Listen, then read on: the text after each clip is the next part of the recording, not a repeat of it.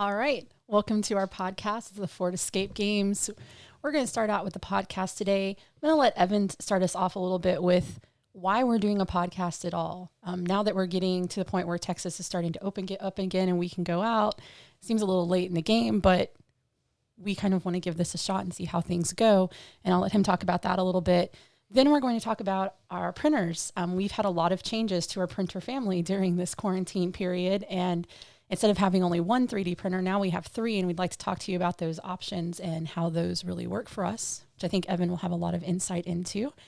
And then I have a surprise for Evan at the end, which I'm not so sure that he's going to love, but we're going to give it a try, and I don't want him to be too apprehensive. Yeah, so welcome to our podcast. The goal of this is to talk about escape rooms and the technology behind them. So we've realized that there's not a lot of people focusing on how to create a prop or how to do the technology at an escape room, and what the kinds of things are that go into creating those really cool things. So we're going to start talking about that, and we'll start with, I think, 3D printing for this podcast, and we'll go into other topics as time goes on. Exactly. So like I said, we've had a pretty big change to our printers over the past several months. We went on a trip in February, and when we left on that trip, we had exactly one functional 3D printer. And when we came back, we got to the point where quarantine was happening. We were having a lot of requests to 3D print parts for people, and we didn't really have the bandwidth or capacity to be able to do that at that point in time. So we've acquired new printers, and I'd like Evan to tell you about how we came across those two extra printers and what we had to begin with even. Yeah, sure. So for about a year now, we've had a Prusa Mark III, and it's a great printer, and it's reliable. And I think they've sold 100,000 of them. So there's definitely a lot of people out there who can answer your questions and whatnot as you're getting started in the hobby. We acquired a Prusa Mark III S broken, and I think it was we've taken it in trade for doing some 3D printing work, and so that's worked out quite nicely. We were able to fix that up and have had it running 24/7 for 2 months, printing probably 20,000 parts between the two printers. And then we also have an Elogu Mars resin printer, which is the cheapest of the resin printers, at least at the time that it was purchased. I believe there's some other ones out there now. But it works great, and as long as you're printing something really small and you're willing to put up with the smell and the and everything else, it's a pain in the butt to print with, but the quality is amazing. So if you take something like a D&D miniature off of there, you're gonna be really impressed compared to what an FDM printer can do, like the Prusa. And as Evan said, we've printed a lot of parts. In the last week alone, we've printed, and we counted this before we got on, 1,150 parts over the last 7 days. So we've been really busy. And even with that, we've had a little downtime this week. So we had a point in time where only one of our printers were running, or even a couple of days where there would be periods of time where neither of them was running. So right now we've got some stuff going on the printer. You might hear that a little bit in the background, but really we've just been taking on projects. This is something we finished this morning, actually. We're making soap dishes. We decided we wanted new soap dishes. So we've been making pretty little soap dishes, different options. Those are for our personal use, but we also have a lot of parts we've been making for escape game owners, mainly because as everyone hasn't been able to go to play escape games in person, a lot of companies have been putting out box games. And we actually work very closely with a couple of boxed game owners, and their subscribers have gone through the roof during this time. And where they used to ship out a couple hundred boxes a month, now they're shipping out over 2,000 boxes a month. So he had a really unexpected, very fast growth for how many of those we were sending out. And that's a majority of the parts that we've been printing are for him. And then a couple of other small projects for other people. It's been kind of an interesting time. Yeah. And so if you're thinking about a 3D printer for specifically escape room projects, it's really hard to beat the Prusa Mark III's. Of course, they have a new one coming out, supposedly a larger model, which that'll be even better. But it's an FDM printer, which is fused deposition modeling, and basically means that it draws little lines with plastic, and that means it's pretty fast compared to other types of 3D printing, and you can make all kinds of like rigid structural things, and you can print with a bunch of different types of plastics depending on what your needs are. So I think that's a great bet. On the cheaper end from those, you can look at some of the knockoff Prushas like the Creality printers. The resin printer, on the other hand, prints just in resin. And so there are a bunch of different kinds of resins, but you're a little bit more limited in your choices, and you and the size of the print and whatnot that you could do with it. So if I was going to build functional parts, for example, we 3D print a lot of the bracketry that holds things together in our escape room props, and so those are almost always done on the Prusa because we can model a little part that fits perfectly into what it is that we're trying to do. So we print a lot of that stuff, and I'd highly recommend it. Yep. And we've also used other 3D printers. So we don't want to say like we were partial and these are the only printers we've used. We actually belong to a makerspace in Dallas who has a lot of 3D printers available. And the one we've used there primarily is a poly printer. So that is something else that we have experience with. I would say sometimes those were very good experiences, and other times we printed something that took 23 hours and you have to stay there and watch it when you're printing at the makerspace. So it's a little bit time consuming when you have more complicated things. Yeah, shout out to Polyprinter for making a 2-foot wide FDM printer. That was fantastic. Very nice. We really needed that one time, and it was perfect.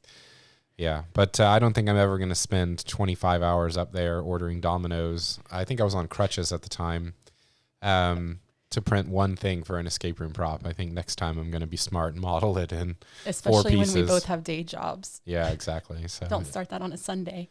Yeah, I have to admit, having a printer at home is wonderful because I can hit print and then go in the other room, and I don't have to sit there and watch it. Yep. But it is really great. If you have a makerspace near you and they have access to 3D printing, that's definitely how we got started with it. So polyprinter is what we used first. There are pros and cons to all different 3D printers, but it was a very good way to learn 3D printing. Now that we have our printers at home, these are definitely working well with us with the Prushas. And just if you're getting into it and you're comfortable, go with what you can afford, but make sure that it has really good reviews, because we also have a friend who has some not great, we're not going to go into what they are, but some not great 3D printers where parts break constantly to the point where we have to print him a new part that he can install in his printer so that he can continue printing. And I would say every other week that this is happening. So just make sure to read reviews and kind of do your research. Yeah, and it's a reminder that one 3D printer is no 3D printers, and 2 3D printers is one 3D printer. It is still a hobbyist thing, and you certainly shouldn't expect that everything's just going to magically work out of the box every time. So, yep, we'll talk about materials at some point, because we'll give you a great idea of what we think of some of the different materials that we've worked with and some of our preferences there. But definitely, we do a lot of testing. The fact that all of these soap dishes printed right the first try was somewhat of a shock, actually. I mean, the Prusa is a great printer, and now that we know what we're doing, we can print with it pretty reliably. But yeah, definitely, we've seen some printers that require constant tinkering. So, yep. And the other thing I wanted to share is, if you're following us on Facebook, we had a challenge. When we got our 3 printers up, we were like, what printers, which one, what are we printing on at any point in time? So we had a challenge on our Facebook page to have people recommend names for our printers. And we wanted them to be themed.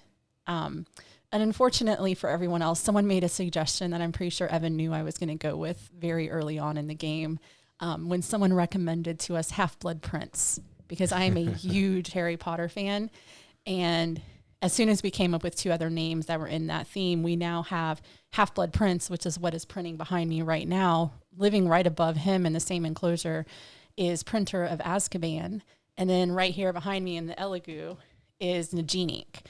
And we may have gone a little crazy and also named our HP printer and the Silhouette Cameo. So we're really on board with this, but I'm really proud of our follower who went in and helped us with those names, and we sent her a puzzle maze in exchange for giving us those great ideas. So got a lot of little fun things we've got going on, but that was a very fun project for us to get those printers, all 3 functional. We've used them all within the last month, but also to have names that we can easily follow. And then the other thing we're doing is also we're sharing them on our Facebook page. We're also sharing them on our YouTube channel. We've got time lapses that we're recording as we're printing the different 3D printer elements. So if you wanted to go through and watch what a time lapse of our 3D prints can look like, we've got those recorded. I'm uploading them on Mondays and Fridays right now, just so you can see what we've been working on over the past week. I do have to warn, one of the latest ones, we had to print 500 parts that we could print 4 at a time, and they took 5 hours per print, so several weeks. So it was very fun for us to watch those forever, but they work really well, and I really love this puzzle that they're putting together. So yeah. I hope it works out. And I think we'll do a podcast later on if you're thinking about printing as a profession or as a hobby to sell. And so what are the kinds of things that you can sell that you 3D print, and should you be printing for other people? Right. And I would add another thing, because we're very much into the 3D printer world. We also are very into lasers. So my dad owns a laser cutter, and we use lasers up at the makerspace. So just keep in mind that 3D printers are great, but there are sometimes things that are so much faster to do on a laser. So just keep in mind that while 3D printing is a fantastic hobby and we love it, when it comes to props and some other elements, and we'll talk about lasers in a future podcast, but we really think there are certain tools where that is much better used than 3D printing. So don't let us always tell you 3D printing is the best, because sometimes there are other tools or methods that are going to be faster and just result in a better product. Yeah, it's just it's a lot easier to have a 3D printer at home than a laser at home. So yeah. While we're here, you might hear her in the background. We do have a dog. If we can get her to come in here, we'll introduce you to her today, but don't be surprised if you see her in future podcasts. She's very friendly and she likes to sit in our laps, but she also likes to bark at the front door, and that does happen occasionally. So if we can get her in here, Evan will get her on the lap, so you can get an idea of kind of what our little barking terrier does. Come here. Oh, there he goes. So you can see cute little dog. Say something. So she likes to bark.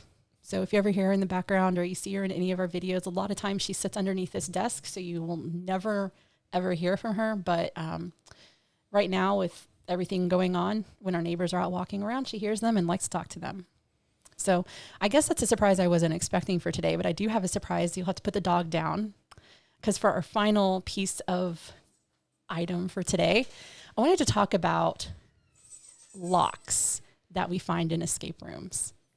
And I specifically want to talk about a specific type of lock. And I think the best way that I'm going to do that is I put one over here, and I'm just going to give it to Evan and let him try to open it. And you guys can watch how much fun this is. And maybe you'll gather our thoughts on why these locks should not be in escape rooms. Okay. So I hate these locks. I think a lot of people do. If you remember being in high school, which I faintly remember many, many years ago, you may remember how to open one of these things, but that's not stuck in my memory. So one thing I have been doing, I have to tell you, is I've been working from home, just like a lot of people, and I sit here on my calls and I unlock this lock over and over again. Oh, So I did not know that. that's what I've been doing for the last 4 weeks. So I bet you I could unlock it. Let's see, because I have it memorized now. But I will say, before we started this work from home thing, I had no idea how to unlock one of these. And whenever we came across one in an escape room, I know some escape room owners, they say, okay, now everybody, there's going to be one of these locks in there, so here's how you undo it. And then by the time that I get to that puzzle, I've already forgotten how to unlock it. And luckily we have Judy who can do these. So it's not a problem, and I don't really worry about it. But the other ones who, post a piece of paper up next to the lock that has here's how to unlock it. Well, that's the definition of a bad lock. So if you have to post up instructions on how to operate in something that doesn't actually go with the theme, maybe if you were in a high school locker and you put one of these, great, teach them how to do it. But very rarely are they ever like that. So I hate these locks in escape rooms, and I think that they have a tendency to fail. and perhaps not at the same rate as the directional locks. Those fail a lot. Oh, don't worry. I'll bring one of those in one time too. We have a broken one. Yeah, I do like how easy it is to bypass these locks, though. You can actually get a piece of a Coke can, just cut out a little bit of the metal and put it right there in between the shackle, and it'll just pop open. And one of these days I want to go back and do an escape room again, but this time pick all the locks and then be done with it in 30 seconds. But so about that, behind Evan, we have a lock pick set we bought like 6 months ago. And we have learned how to pick every lock that's in that set now, including locks that weren't in that set. So that's something we learned to do during quarantine is pick locks. And we needed to. We actually the reason we got that, I had gotten a box. It was like a comment suggestion box from somebody. And they gave me the box and it was locked shut and they didn't have the key. And we were never going to get it open. So we bought those lock picks so I can learn how to pick it so I could open this box that I owned that I don't have a key to. And since then I've taken the lock off of there and I'm going to install a new barrel lock on there so that I have a key that will lock this box. I have someone I want to give that to because I think it would be in theme with their rooms. We don't really have a good use for it, but I got it for free and may as well share it with someone who can use it. Yeah. I think a lot of our escape room props come from ideas we get from other people and maybe a little free stuff that we find that we think would be really cool. And we have another prop that's kind of in that same vein. We have we were given a 1970s house radio system, and it looks really cool. And so the ones that were installed in the wall where you could talk to the person at the front door. And if you were in the back of the house, you could talk to the person in the kitchen. Yeah. My sister had those installed in her house and they did not work anymore. And it turns out it's probably actually a problem with the wiring between the individual units and not with the units themselves. So Evan and I are going to reuse those in certain ways. We just have to figure out exactly what that's going to be. Yeah. I'm excited about it. Yeah.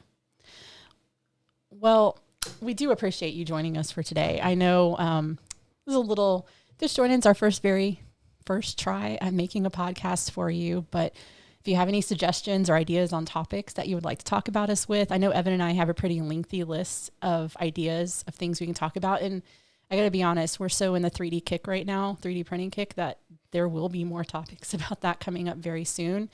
But we've also got in our garage, we're setting up our Shipoko and we're working on our spoil board for that, so that we can do some carving. We've been using a smaller one that can do pieces like a foot by a foot, but this one can do almost 3 feet, both directions. So it'll give us opportunity to do larger pieces with that.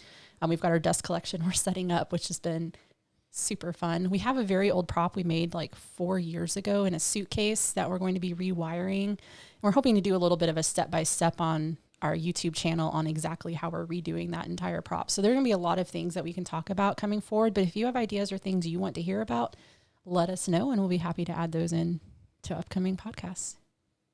Yeah. Thank you much, everybody. Bye.